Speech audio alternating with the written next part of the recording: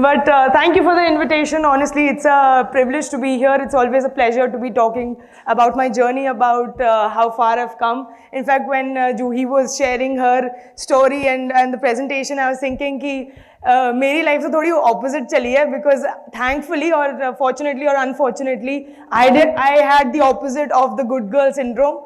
I was always opposite the usual norms of things. I remember in 2006, I was a 9th class student when I was suggested by my basketball coach to go and give trials for the Delhi state team, football team.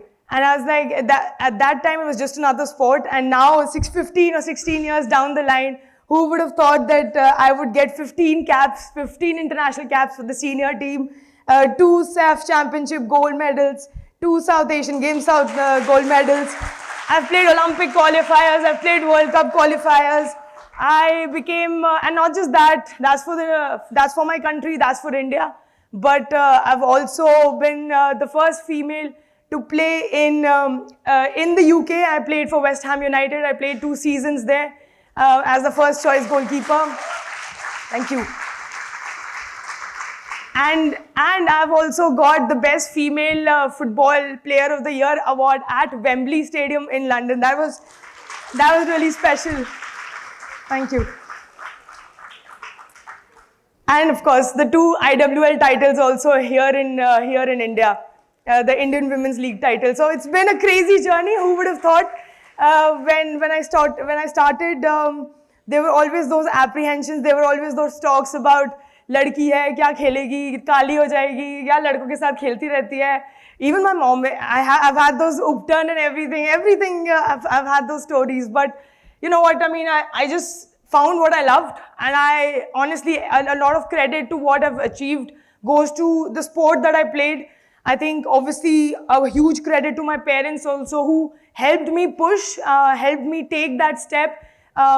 Of course, as a society that we live in, the culture that we have in India, we have to accept and realize that it's not a common thing. It's not a usual thing for a girl to pick up a sport and that to make it up as a career. And I come from a military family. My family, they were very orthodox. They wanted a stable, a career where you either become an IAS officer, do a government job, or engineering, medical. Those were the options that give you stability, that gives you a proper life that you can build on and be independent at some point. But I was there to challenge everything. I was ready to take on anything that came my way, and a lot of credit again, I would say, that goes to the sport that I played, being a goalkeeper. In the introduction, she mentioned that no matter how many goals you save, everyone just remembers the one that you missed, the one that you let in. And that's the story of a goalkeeper. But what I've done is, and that's the story, like even when the challenges come, when I concede that goal, I don't have a moment to think about it. What's the mistake that I did? I have to move on. I have to step up for my team, for my country, and be ready for that next shot that comes my way. And that's what I've done all my life. And everything that I've achieved in my life, I think there are 3 things that I can sum up my life in. And the 3 priorities that I took in my life that I've kept going, and I've been able to pursue this path that I've taken, that I've chosen. The first thing is complete self-belief. Right from the start, when everyone said ki ladki hai, you can't play sport, I knew I can. I love that sport. I don't need anyone else telling me what I can and cannot do, and that's always been my mentality, my attitude. Let me figure out. Let me see if I can do it or not. Don't tell me if I can or cannot do it. And this changed many times in my life, but it's been clear that I've always had a structure. I love having a plan. I love having a schedule where I have a clarity on what I have next. And that started right in school when one challenge or one condition that my parents put for me to take up sport was play as much as you want. The only condition is as long as you can balance your studies and sports, because that's a biggest hindrance I feel when, especially in students now and for kids now, is a lot of people telling them that you can either choose between sports or studies. But I've done both, and I feel it can be done as long as your priorities are straight. You know you have 24 hours in the day. My priority was I would love to play as much as I can, but when I came back, I would always study, be completely focused when I'm studying. When my books are open, my mind is in the book, not anywhere else. I'm not thinking about what my friends are doing, what can I do off this time, what's next for me. That focus, that clarity, I think comes a lot from when you're playing a sport. You're so focused on what you're doing that that just, you know, reciprocates in the other things that you're doing in your life. And that came with studies as well for me. The other example or the story that I wanted to share was on this topic of having priorities was when I was playing for West Ham. I actually went to London to study my sports management. I got my MSc Sports Management from Loughborough University. And I remember that I got a job, but I still wanted to play. So I had to figure out how do I balance this again. So I had a 9-to-5 job, and then our training used to be at 7 or 8 in the evening. And I come from a military family, so obviously financially, how much my parents could support was limited. So I was like, as much as I'm earning here, I have to survive. I have to figure out how do I survive on this money. And I had £100. I bought a second-hand cycle, so I could cycle my way to my work, cycle back, and then you know, make my meal and everything, just to save a couple of pounds, because travel in London is very expensive. And I knew I wanted to survive, and I still wanted to do everything. I used to cycle halfway to training just to save another few pounds, then take a train, then come back by midnight. And this was all amateur football. I was not getting paid to play football. But I knew what my priorities were. I knew that this is something that gives me joy. I wanted to challenge myself. I was already playing for India.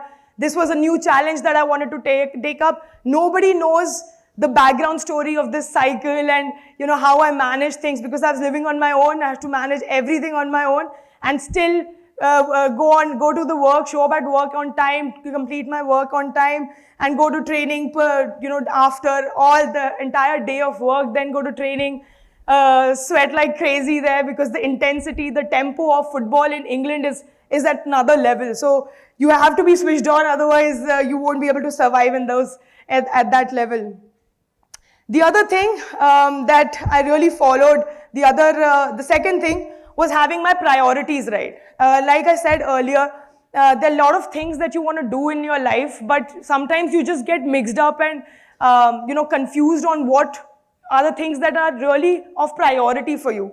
Like I said, for me, it was when I was a kid, when in school, it was the studies and sports for me. And for that reasons, I lost out on a lot of social life.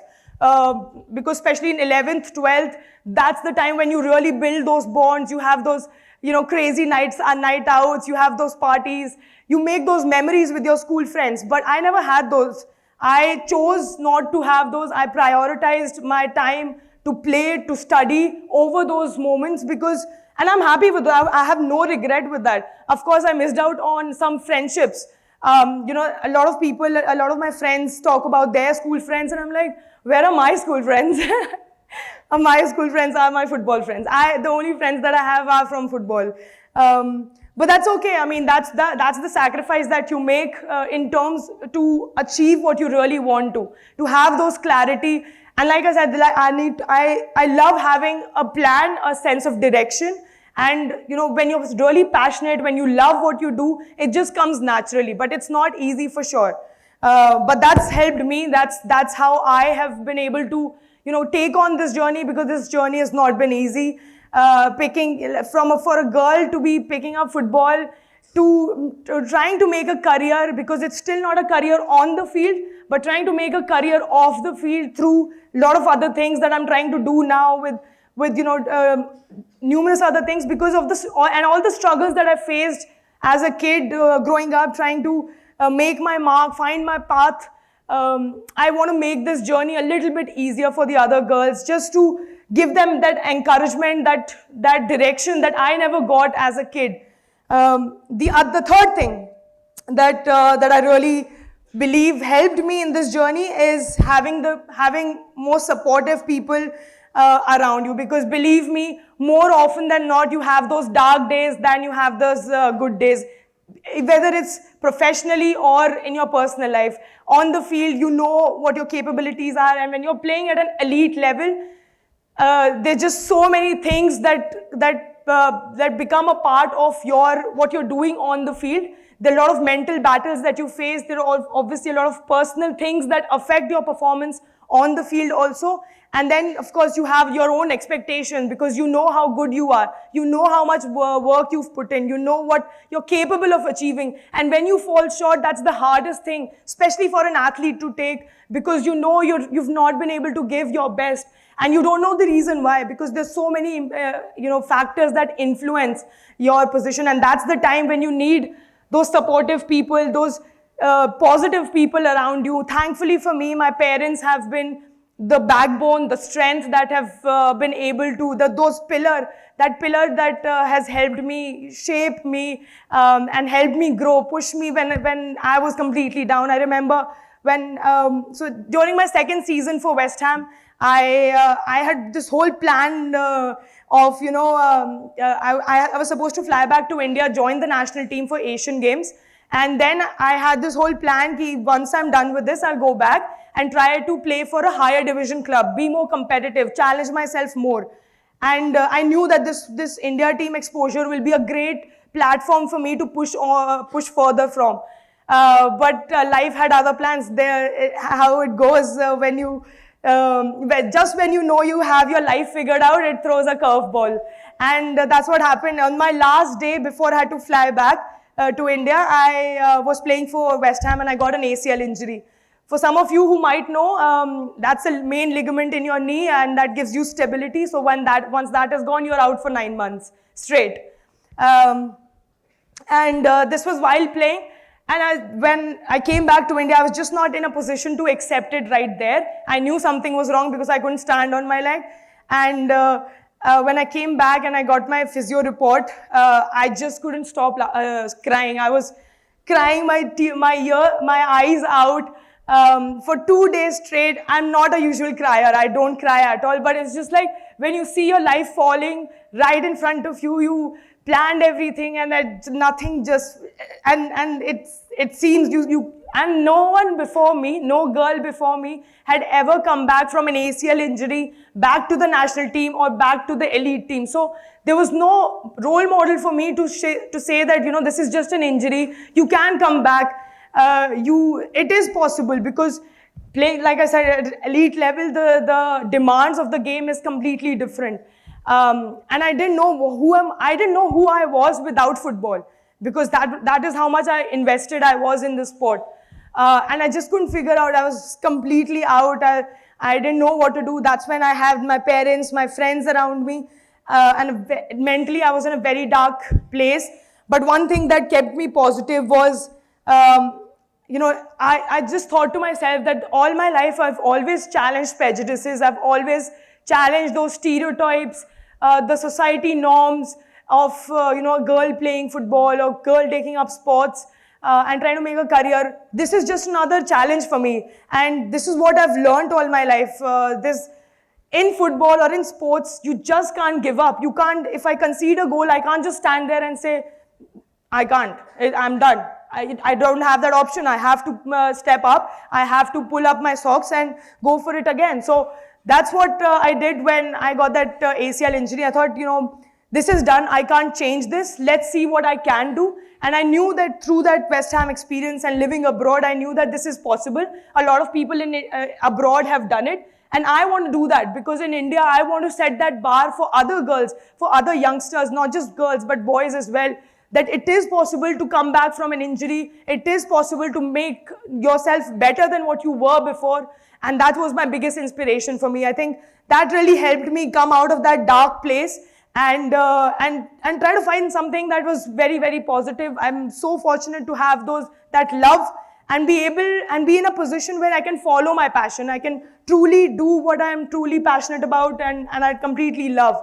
While I was coming out of it, the first thing that I thought was that I need to have my I need to put my brain and my mind into something positive. I can't just be thinking about my injury. I can't just be thinking about the negative things. I need to be thinking what's ahead of me, what's my life ahead of this. And that's when I started preparing, and that's how SheKicks was originated. My own foundation, my own company, where we are trying. Everything that I've done is through sports. Everything that I've learned is through sports. Right from getting up after you've fallen, getting back when everything is down and the odds are completely against you. And I thought, this is something. These are the values that I want to teach more and more girls, especially in India. The courage to step up and to fight every stereotype or norm or the challenge that you face in India. Because like we saw and like we've heard, that girls especially face more challenges, whether you accept it or not. There are more challenges for girls in this society, not just in India, in the world all around, to make their mark. And it's never an easy journey. So I just thought that from my experience, what I can contribute in the other girls' journey, I would love to do that. And that's how SheKicks originated, where the idea is to teach life skills through football, where you get that courage, that motivation, because ultimately football is not just a physical sport. It's a contact sport. It's a mental sport as well. I've seen a couple of girls in my academy who came in really shy, really in their cocoon, not very open to mingling with other girls, and now like 2 or 3 months down the line, they're all having the time of their life, taking those leadership, taking those calls, challenging the coach, asking questions with the referee. And I love to see that, because you have to be able to question why. That was the most important thing. Why can't I do it? Why do I have to do this this way and not that way? Why can I not do it? Who are you to tell me what I can and cannot do? And a major chunk of who I am, the personality that I have, is all because of what I've learned along this journey in sports, in football. And that's what I wanted to share with you all. Of course, it's been full of challenges. I've had, like I said, right from the start, my dad was apprehensive about me taking up football. He was like, if sports khelna hai, to individual sports khel lo, wahan pe zyada success milegi. I was like, but that's not me. I love football. I love a team sport. I love having people around, doing it for my team, doing it for my country. And I think, but the things really changed when I got my India jersey. The pride, because I come from a military family, I think that I felt that more, because I knew what it takes to put on, that emblem, that crest, and represent a country that every athlete dreams of. So for me, that was my journey, and I'm so grateful that I got an opportunity to share this journey. I hope you could relive it with me as I was sharing it with you all. But it's been a pleasure. But I would leave this talk with a simple thing that I got myself to finish this talk with. कौन कहता है आसमान में एक second हाँ, कौन कहता है आसमान में सुराख नहीं हो सकता? एक पत्थर तो तबीयत से उछाल के देखो. So that was my life. I've been throwing patthar all my life and trying to find a way up there. I don't believe in ceilings. I don't believe in those boundaries. I don't like to call those boundaries. I want to explore everything that I can, and that's what I'm doing right now with everything that I'm doing. I'm covering the World Cup, being the first female football expert on TV, on national television. Breaking stereotypes, breaking those prejudices every day, and I'd love to do it all my life. Thank you.